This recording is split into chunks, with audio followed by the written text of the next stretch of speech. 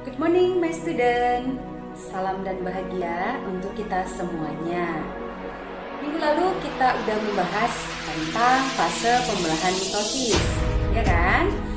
Nah, minggu ini kita akan membahas tentang fase pembelahan sel yang berikutnya, yaitu fase pembelahan sel meiosis. Belahan meiosis adalah pembelahan sel yang menghasilkan 4 sel anakan yang masing-masing sel anaknya memiliki separuh dari jumlah sel induknya atau disebut juga dengan haploid. Nah, kalau induknya diploid atau 2N, maka sel anaknya adalah N atau disebut haploid. Terdapat kesamaan fase pada pembelahan mitosis dan meiosis. Namun, terdapat juga perbedaannya, yaitu pada pembelahan meiosis berlangsung dalam 2 tingkat atau 2 tahapan, yaitu tahapan meiosis 1 dan tahapan meiosis 2. Proses pembelahan meiosis diawali dari fase profase 1, di mana di dalam sel induk yang bersifat diploid, membran inti selnya mulai rusak menjadi bagian-bagian kecil atau fragmen, dan kromosom sudah mengganda, kemudian mulai memadat. Fase kedua adalah fase metafase 1 yang ditandai dengan kromosom berjejer pada bidang pembelahan.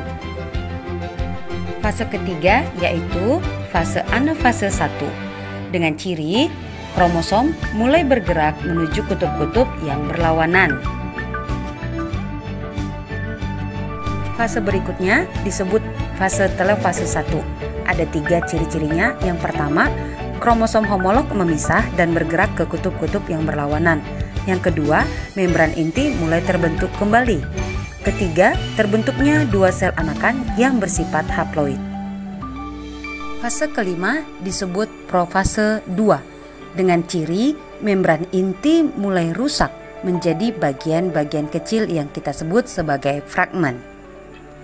Lanjut ke fase berikutnya yaitu fase metafase 2. Di sini kromosom kembali berjajar pada bidang pembelahan.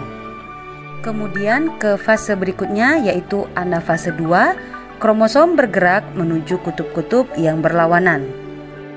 Fase terakhir atau fase ke-8 disebut telofase 2, yaitu dengan ciri yang pertama, membran inti terbentuk kembali, kedua, terbentuklah 4 sel anakan yang bersifat haploid.